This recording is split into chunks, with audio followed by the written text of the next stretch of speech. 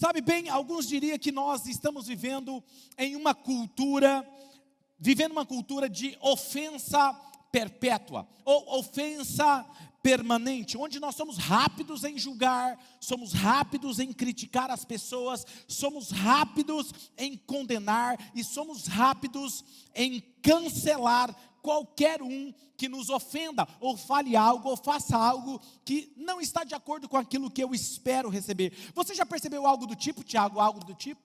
Com certeza, isso. Quem de vocês já ouviram falar sobre cultura do cancelamento? Na verdade, essa é uma prática muito usada. Na verdade, chama cultura do cancelamento. Surgiu esse termo em 2019, foi o termo do ano de 2019. Cancelamento. Nunca se ouviu falar tanto de cancelamento. Isso é muito difundido, por exemplo, nas redes sociais. Por exemplo, vamos supor que alguém coloca lá no Twitter alguma coisa que você não gosta, algum famoso, algum artista, você vai lá, você realmente cancela aquela pessoa da sua vida, aquela pessoa literalmente ela é excluída, ela não faz mais sentido para você, você deixa de seguir aquela pessoa e você também não permite que ela te siga. Uma pessoa ser cancelada significa que é o quê? Que ela fez algo errado, alguma coisa que te feriu, alguma coisa que você não gostou, ou simplesmente você não gostou. Por quê? Porque hoje pessoas, infelizmente, têm sido descartáveis. Exatamente. Sabe, antigamente, nós víamos esse negócio de cancelamento mais com aquelas pessoas que eram mais conhecidas, como governadores, presidentes, ou atletas, ou pessoas famosas, né? Mas infelizmente, e eu digo infelizmente, agora pode ser alguém que talvez é o seu professor que falou algo ou fez algo que você simplesmente não gostou e você resolve cancelar ele, porque você não gostou da postura ou do que ele falou. Pode ser a pessoa com quem você trabalha, ou pode ser um amigo seu nas redes sociais, no Instagram, Facebook, Twitter, que falou algo, passou a linha ali, que você não gostou e você bloqueia, você cancela essa pessoa, sabe? E não precisa muito na cultura em que nós vivemos hoje, para alguém hoje ser cancelado. Pode ser apenas uma única distorção de palavra, algo mal compreendido, um momento de mal entendido, pode ser algo muito intencional, alguém fala alguma coisa, e isso aconteceu, por exemplo, eu não me recordo agora o nome de uma médica, cientista, ela estava fazendo um Twitter antes de fazer uma viagem, e ela fez um comentário que ela não deveria, ela entrou no voo antes de ela decolar, ela fez esse Twitter, e na trajetória dela, até ela pousar o avião, tinha a vida dela virado uma bagunça, e ela foi cancelada pelo que ela tinha falado. Então, não é preciso muito para que você veja isso, mas pode haver, por exemplo, uma pessoa que literalmente foi uma pessoa íntegra por muitos anos, e de repente ela tem um breve momento na sua história de pecaminosidade, de algo pecado, ou de algo vergonhoso, é o suficiente para as pessoas esquecerem a história dela e cancelar essa pessoa. E a tragédia não é somente com aqueles que são conhecidos, famosos, artistas, como o pastor falou, porque realmente essas pessoas não fazem parte do nosso dia a dia, não fazem parte do nosso ciclo, vínculo de amizades. Mas e quando isso acontece com pessoas que estão próximas a mim e a você? Por exemplo, nossos amigos ou mesmo família. Por exemplo, famílias que rompem relacionamento porque não concordam para quem você votou para governador, presidente ou prefeito, ou simplesmente porque falou alguma coisa que você não gostou, que ela não gostou, ou porque ela não concorda com o jeito que você se manifesta ou com quem você segue nas redes sociais. Também não gostei do jeito que ele está olhando para mim, não, me olha de uma maneira estranha. Ela nunca curte as minhas publicações. Mas tem isso, Tiago? Eu acho que não. Uma ou outra só. Faz sentido para vocês isso? Por exemplo, ele não comenta nas minhas postagens. Ou, ele é muito devagar, não responde as minhas perguntas. E sabe o que é o pior? Eu até vi ele digitando no WhatsApp as bolinhas apareceram, mas a mensagem nunca chegou. Então, isso já é simplesmente motivo para eu realmente excluir essa pessoa e tirar ela da minha vida. Sabe, nós vivemos em uma era de ofensa perpétua, ofensa permanente. Nós temos que reconhecer de verdade que se você vive uma vida onde você está em busca contínua, se alguém está te ofendendo, sempre você encontrará o que você está procurando. Se você vive de uma forma que você vive buscando ofensas, você encontrará o que você está buscando. E quando nós vivemos em uma cultura que quase parece ficar ofendida, nervos à flor da pele, não é verdade? Elas vivem se sentindo desonradas, elas se ofendem com facilidade, elas ficam irritadas com a maneira como você está reagindo e se comportando. Hoje é um tal de mimimi, você não pode mais falar, você não pode fazer isso, porque elas se sentem ofendidas. E no meio de uma cultura como essa, Deus me chama, Deus te chama para viver uma cultura que é oposta a isso, uma cultura diferente que nós vivemos. E na verdade a Escritura diz em Romanos capítulo 12, versículo 10, e isso vai apresentar a nossa virtude de hoje, que é, a Escritura nos diz para honrar. Que alguém diga comigo aqui, honrar. Digite aqui no chat, se vocês estão online comigo, digite honra, honra, e isso é importante. Romanos 12, 10, leia comigo, abra o seu aplicativo do seu celular, e olha o que esse texto da Bíblia diz, olha o que ele diz, Romanos 12, 10, dediquem-se uns aos outros com ódio, com raiva, cancelando. Como que nós devemos dedicar os nossos relacionamentos? Com amor fraternal. E como que eu devo fazer isso? Preferindo dar honras ao outro mais do que a vocês. Isso é o que a Bíblia está nos dizendo. Então eu perguntaria a você, como eu e você estamos nos saindo nessa virtude? Como nós como igreja estamos nos saindo no meio dessa cultura? Como estamos nos saindo em honrar uns aos outros? Não é só honrar, mas é honrar acima de nós mesmos. E é por isso que hoje eu e o Tiago decidimos falar com vocês sobre uma das virtudes mais importantes, mas também mais esquecida, deixadas de lado na cultura, onde o que importa é os meus sentimentos e não os outros, mas é importante para Deus. Queremos falar com vocês hoje sobre o título da mensagem, honra em uma cultura de cancelamento. Você está pronto para a palavra de hoje? Quem aqui está pronto? Então vamos lá. E para isso nós gostaríamos de meditar com vocês no Evangelho de Marcos, no capítulo 6. Mas antes de nós adentrarmos no texto, eu gostaria de dar um panorama do que está acontecendo naquele momento. Jesus, ele tinha acabado de fazer milagres, e grandes milagres. O primeiro milagre de Jesus, ele havia acabado de curar uma mulher que sofria de um fluxo de sangue durante 12 anos sofrendo daquela hemorragia, e Jesus milagrosamente coloca a mão sobre ela, e ela cessa, a vida pulsa de novamente sobre ela. Acabado de fazer esse milagre, ele vai até uma menina que estava morta, e morta é morta mesmo, acabou a vida, sem fôlego de vida, e Jesus, ao tocar sobre aquela menina, a vida volta, a menina levanta, e ele tem vida novamente. E então Jesus está em caminho para a sua cidade natal, não a cidade que ele havia nascido. Jesus nasceu em Belém, mas foi criado em Nazaré. E quando ele vai chegar em Nazaré, as pessoas estão procurando pelo Messias. Onde ele está? Onde ele está? Porque Jesus, ele era o Messias, amém? E eles olharam para Jesus, além dele, e não mostraram nenhuma honra. Na verdade, eles fizeram o oposto. E tem um texto, Tiago, que diz aqui em Marcos capítulo 6, como o Tiago estava citando, Marcos capítulo 6, versículo 1 e 2 diz que Jesus saiu dali e foi para a sua cidade acompanhado de seus discípulos. E quando chegou o sábado, no ano, começou a ensinar na sinagoga, e muitos dos que ouviam ficavam admirados. De onde lhes vêm estas coisas? Perguntavam eles. Que sabedoria é esta que lhe foi dada? E estes milagres que ele faz? Versículo 3 e 4 diz assim: não é este o carpinteiro? Ei, mas não é esse aquele que fez sua mesa, Wesley? Não foi esse que arrumou o seu guarda-roupa? Não foi esse que deveria receber honra? Mas ele, o que está acontecendo aqui? Eles estão, relaxa, está tudo bem.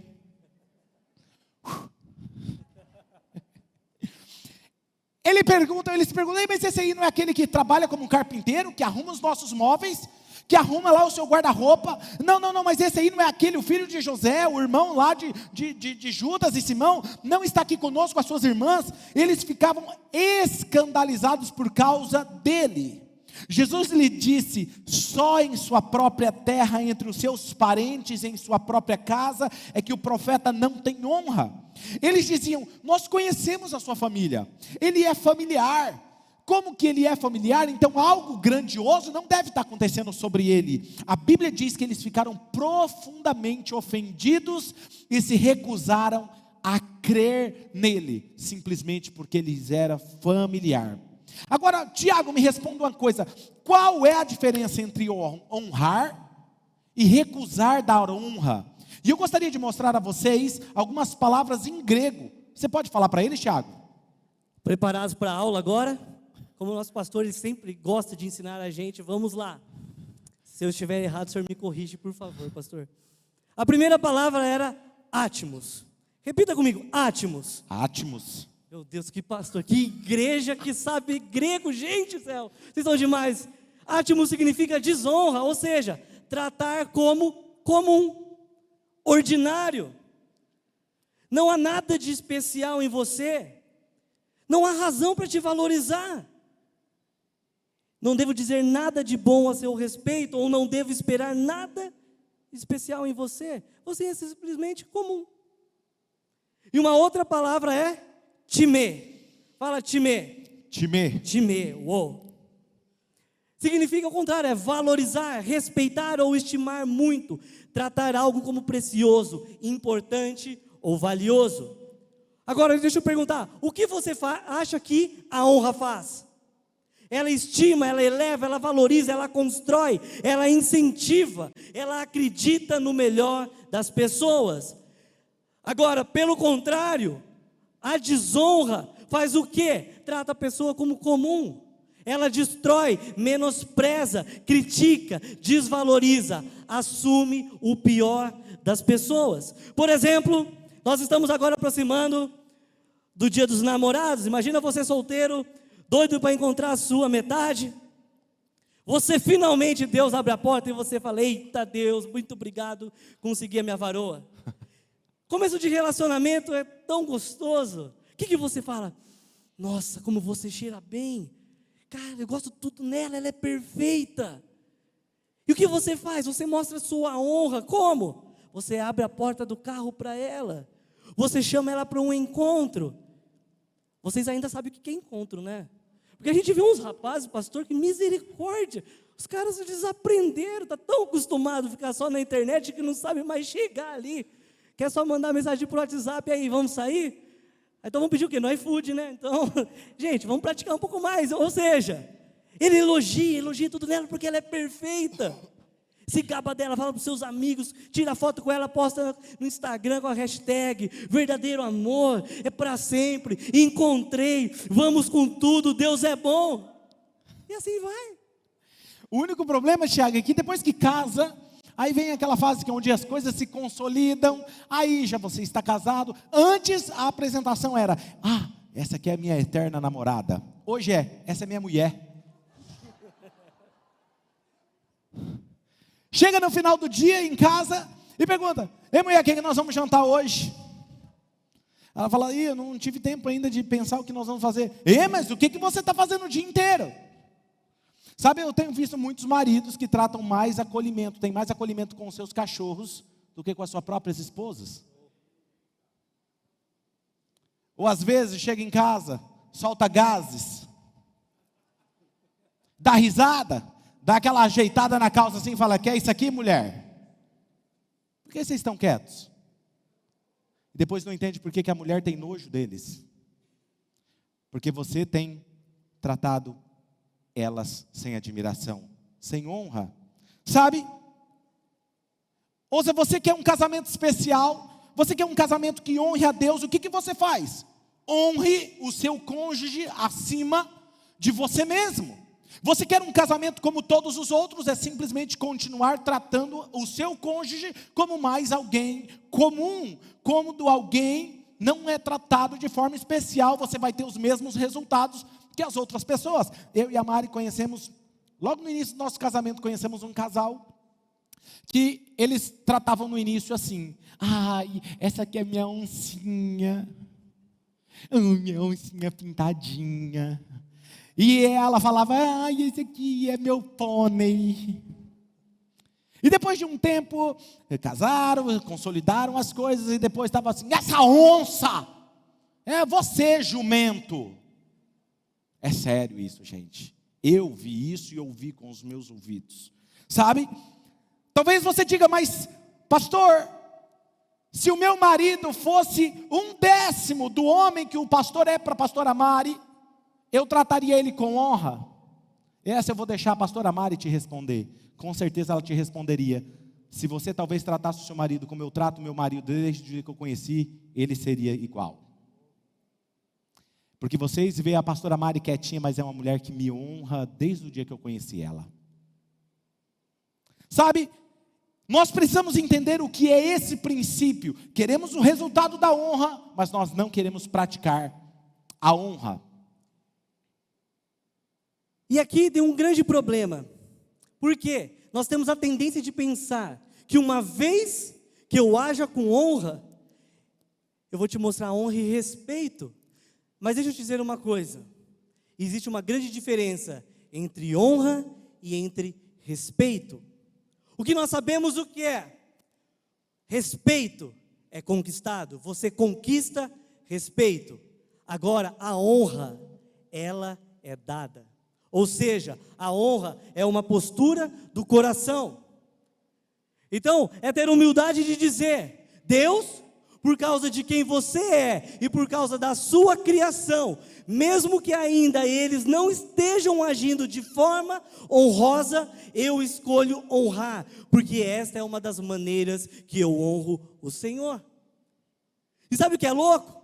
Quando você começa a atribuir honra a alguém, você o trata como especial, como importante, não como uma pessoa comum.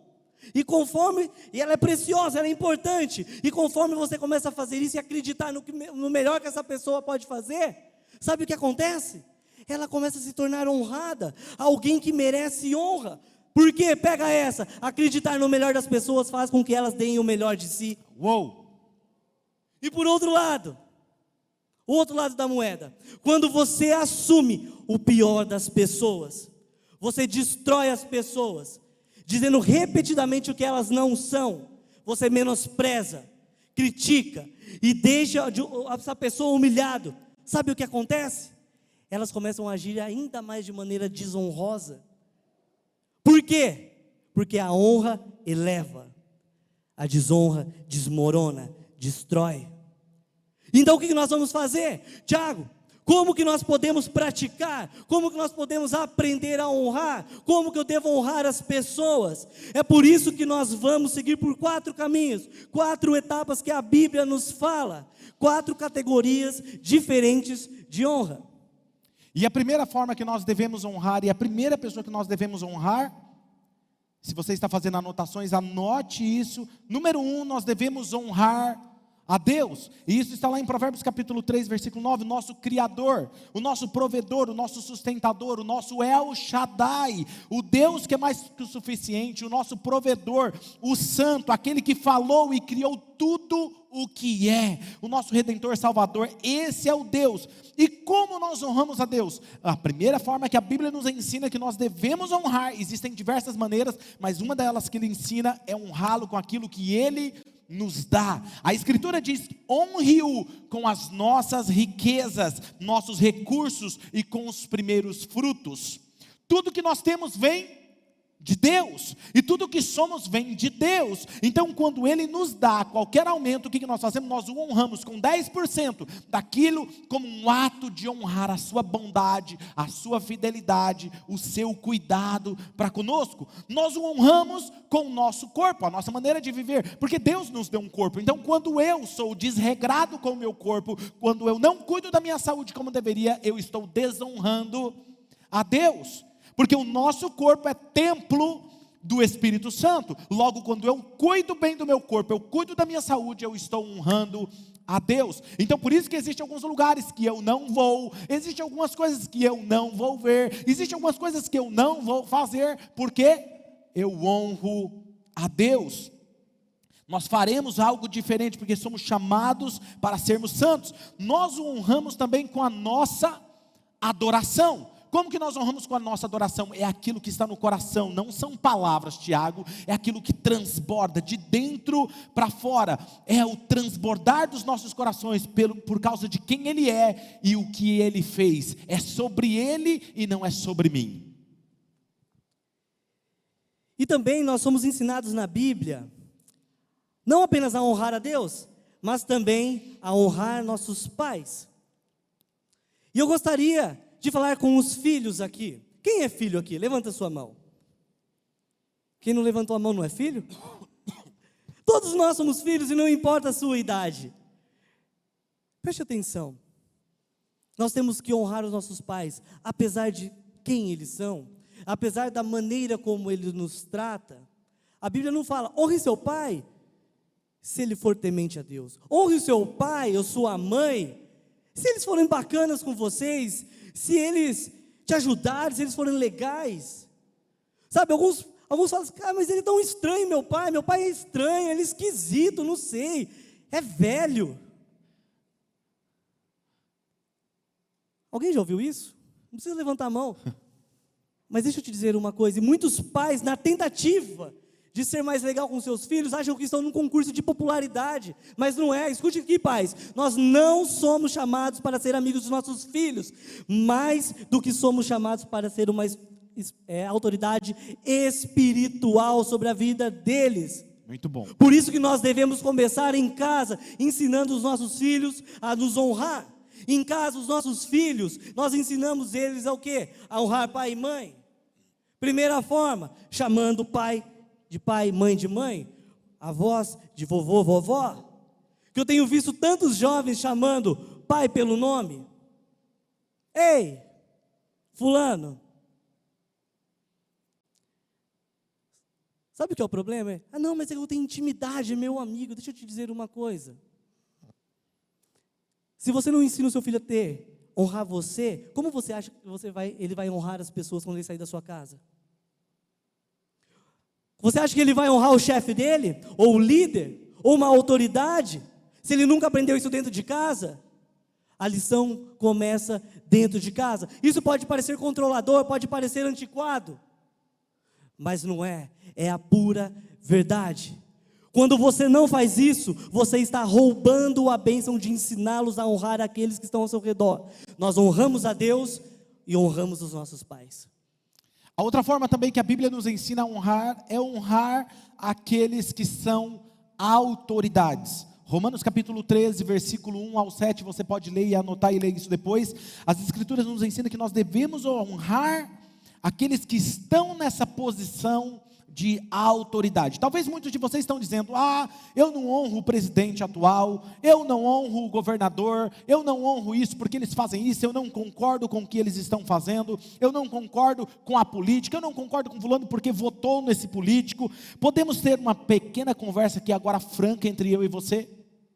Deixa eu falar algo para vocês. Muitos de vocês me conhecem há mais de 4 anos, outros me conhecem durante esses 4 anos de Oxygen. Eu desafio você a me mostrar um dia que eu passei por alguma dessas autoridades e eu desonrei eles.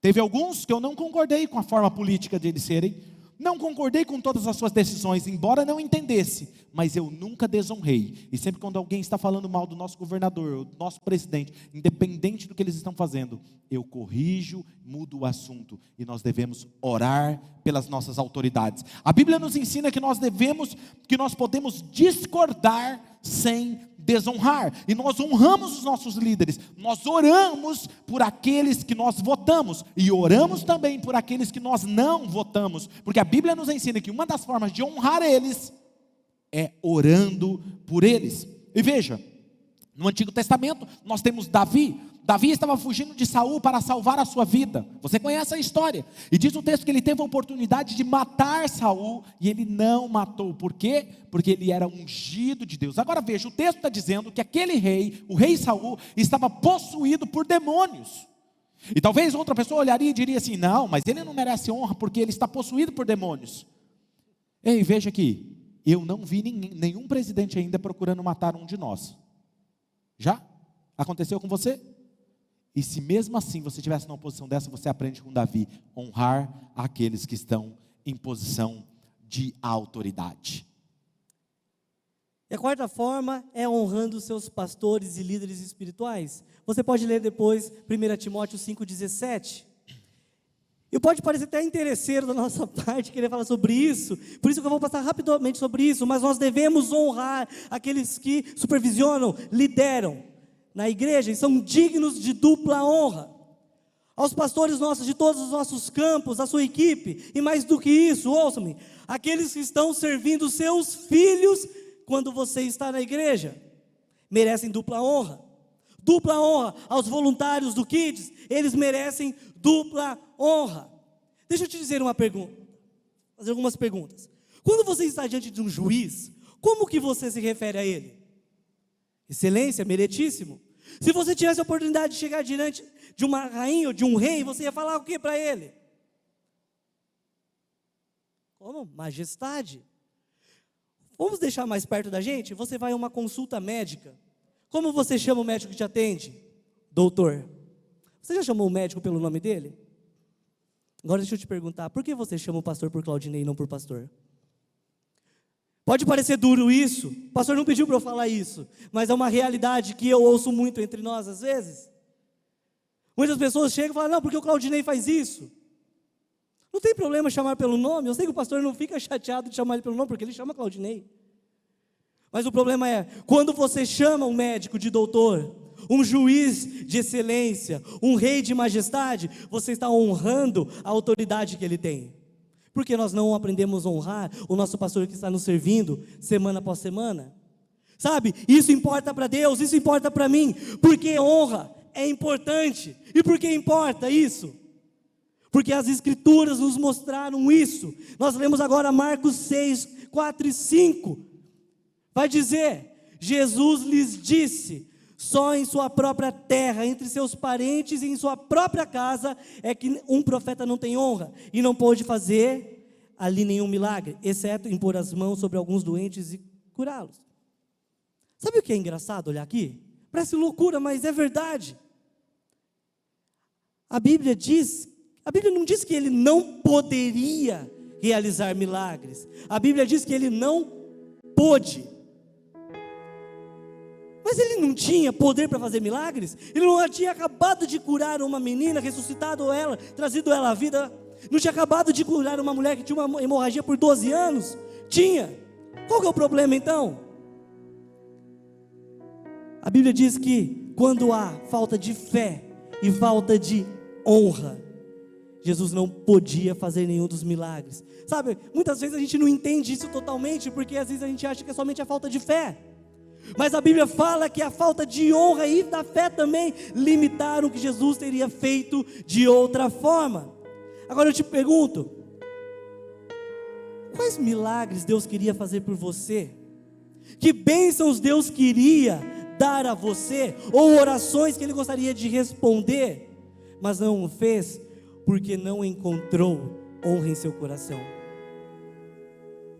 Romanos capítulo 12, versículo 10. A Escritura diz isso: esta é a palavra de Deus. Honrem-se uns aos outros acima de si mesmos. Como nós estamos indo em uma cultura de cancelamento? Como? Estamos seguindo o fluxo, porque todo mundo faz, nós fazemos? Estamos agindo como todo mundo ou estamos agindo como filhos de Deus? A forma como nós tratamos uns aos outros representa a natureza que nos governa.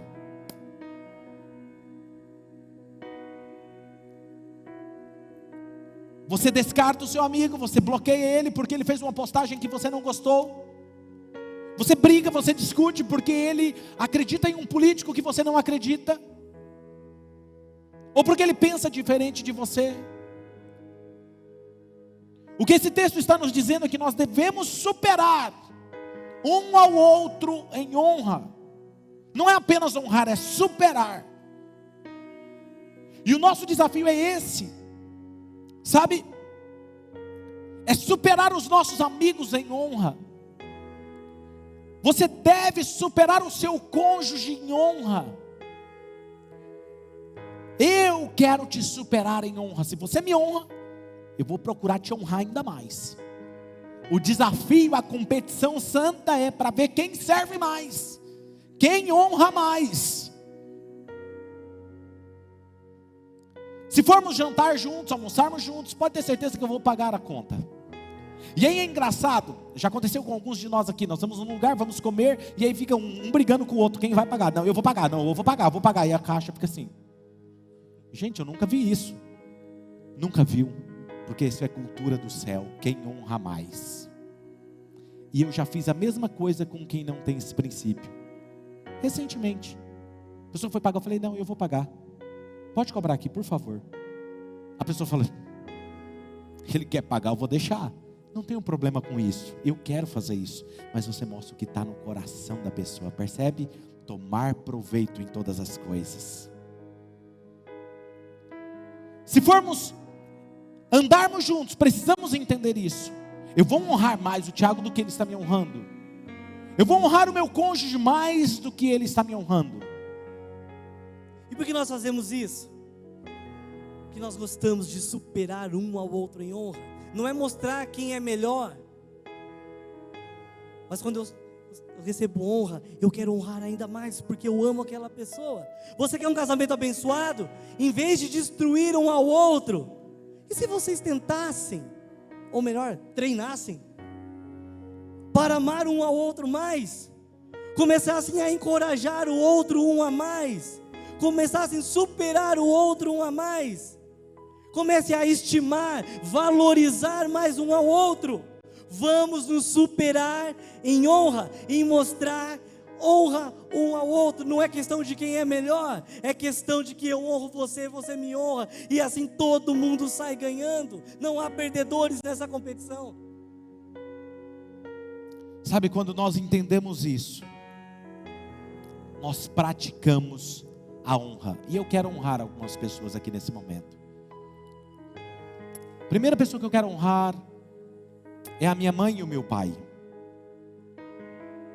Minha mãe e meu pai, eles, quando eu estava afastado dos caminhos do Senhor, foram pessoas que se dedicaram e oraram e acreditaram. E minha mãe, eu acho que ela sempre sonhou com isso. Eu estou dizendo aqui online, estou dizendo aqui presencial, mas eu vou dizer isso para ela. Ela e ele sempre tiveram razão. Às vezes o que sua mãe e seu pai quer ouvir, às vezes é isso. Pai, mãe, o senhor sempre teve certo. Meu papai, minha mamãe. A segunda pessoa que eu quero honrar é a minha esposa. Uma mulher dedicada, que vocês não veem, mas ela levanta de madrugada e passa dias e horas em oração, orando por nós, pela nossa família Oxygen. E eu tenho percebido, amor, que você tem se tornado a mais cheia do Espírito Santo, porque para suportar você tem que orar muito. Uma mulher dedicada. E outra pessoa que eu quero honrar é o pastor Domingos. Muitos não esperavam por isso.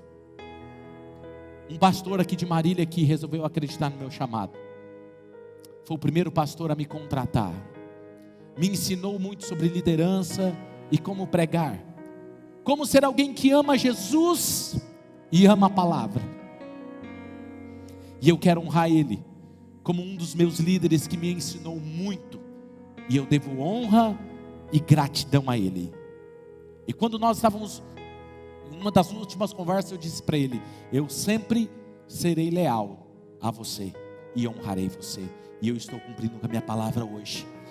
A outra pessoa que eu quero honrar é o pastor Costa Neto. Ô velhinho bonito. É normal, ele fala, é normal.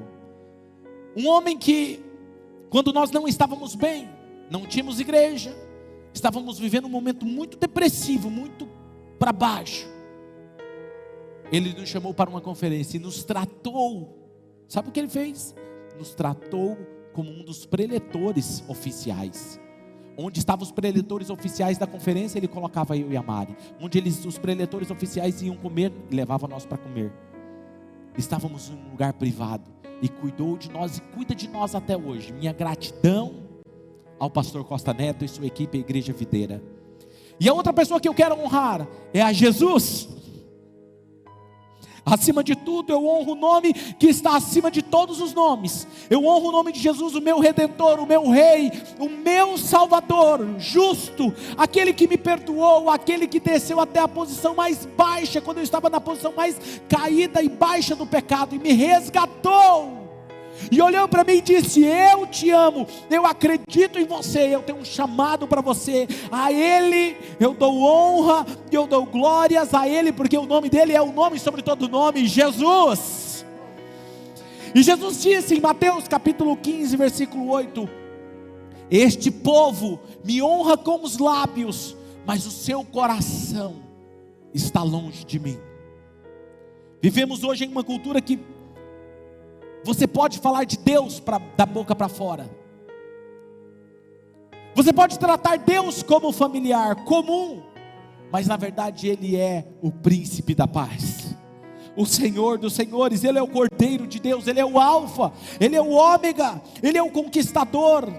Esse é o nosso Jesus, e nós o honramos com todo o nosso coração. Portanto, por que nós honramos a Deus? É porque nós honramos pessoas. É por Jesus e por pessoas. E uma das maneiras que nós honramos a Deus é honrando os outros. Não apenas honrando, mas honrando acima de nós mesmos.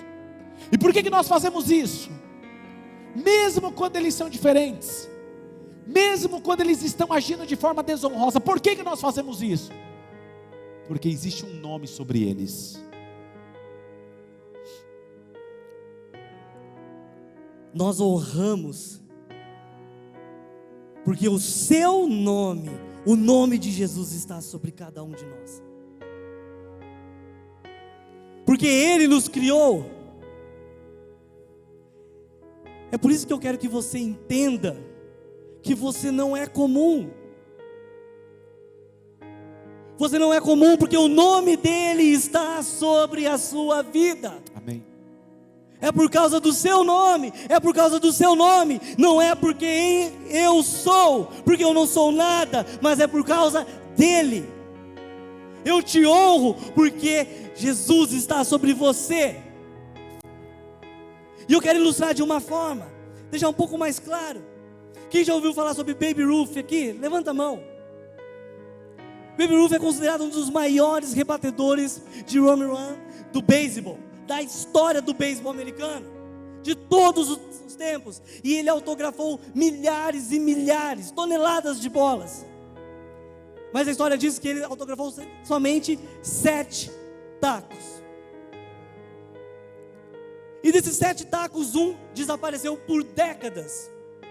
Até que em 1988, o homem que tinha esse taco, ele adoeceu, ele precisou ser internado, ele não havia parentes, ele não havia ninguém, ele era sozinho.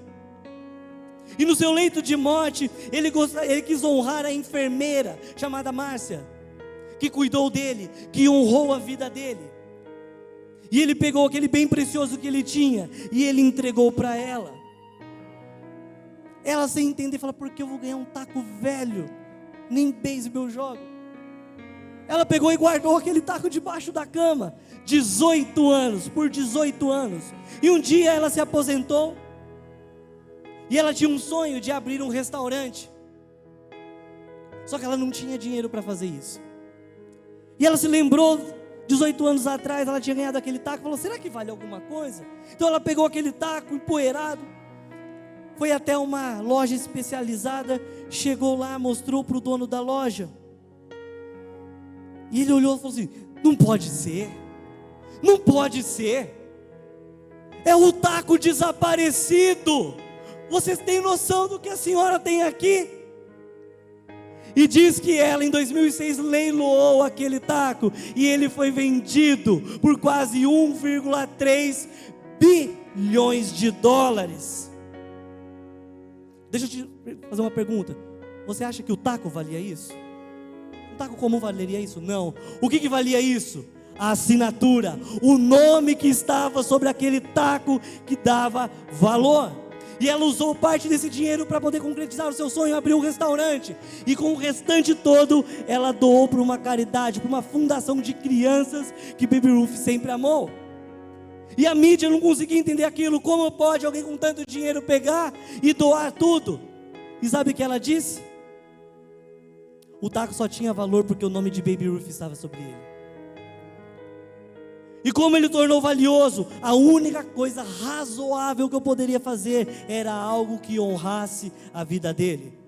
O que o torna valioso, o que me torna valioso, é o nome que está acima de todo nome. Jesus, o nome que está acima de mim e de você.